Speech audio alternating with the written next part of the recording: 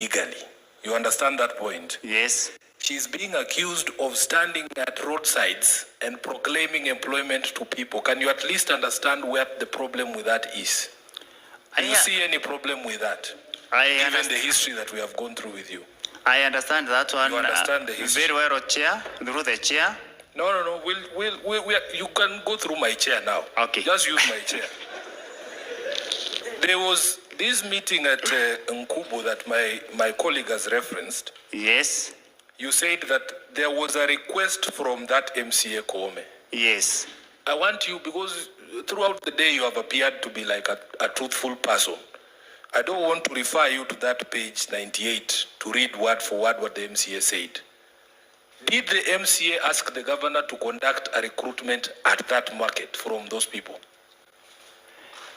He did not request for... there was no such request. Because there was also the question of the market wall. Yes. Why didn't the governor issue a tender for the construction of a market wall there and then and identify a supplier there and then? Because that was not the request. Through the... no, use my chair. Okay. Just agree with me that that was not the request. That was not the request. Okay. What I needed to add on this...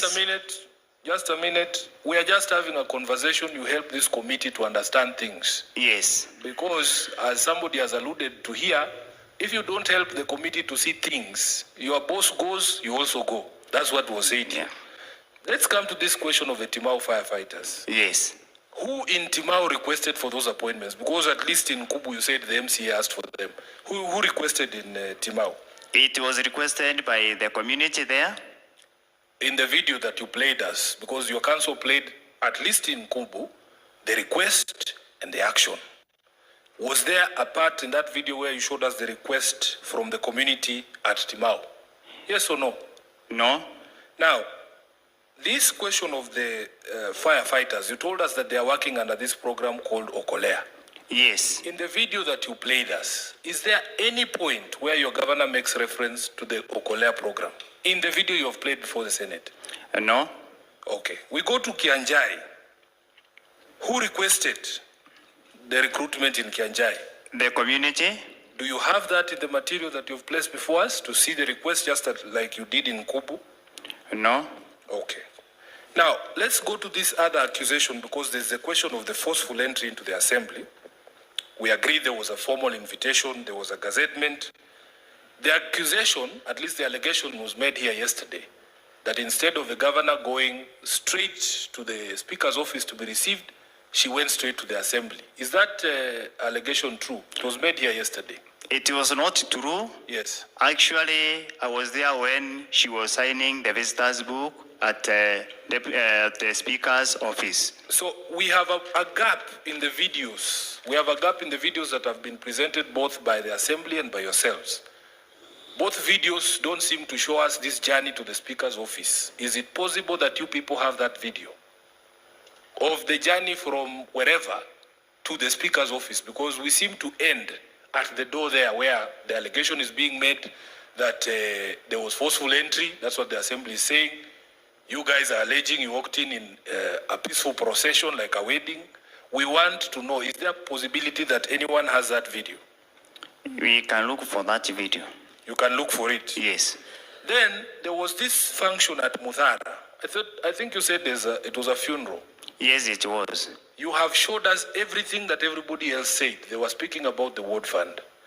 Is there a video, because you told us the governor was present at that function, is there a video of the governor's response to what those MCAs were saying at that particular funeral?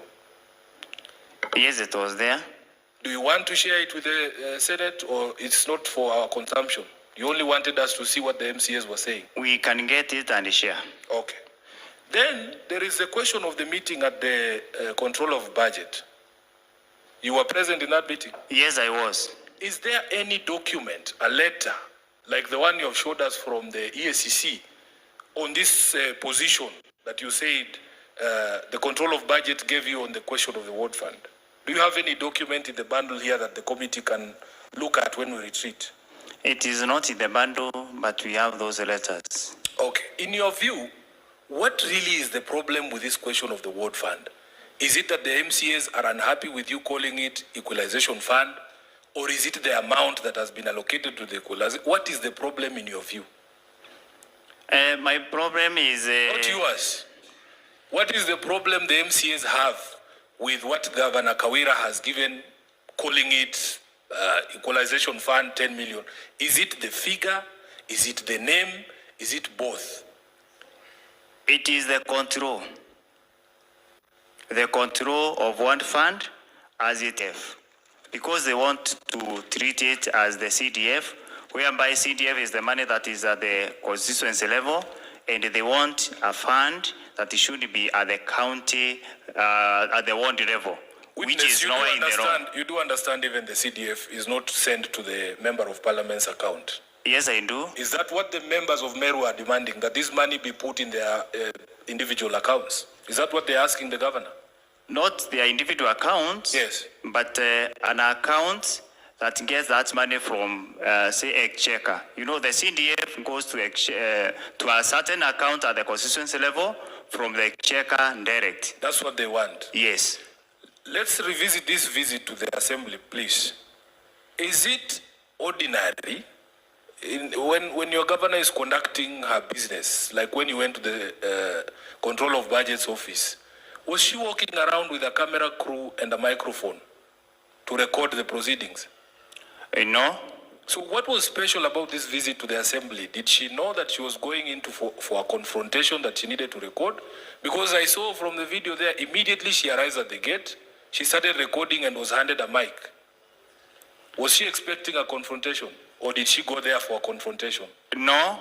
What happened that day was widely advertised, and we had many media houses that were present to do the coverage. That's where even we got some of the videos, including live coverage inside the county assembly. She was handed a mic for the camera that was shooting that video. But let's move on to this Ithili humiliation. You know, this humiliation of this MCA called Ithili.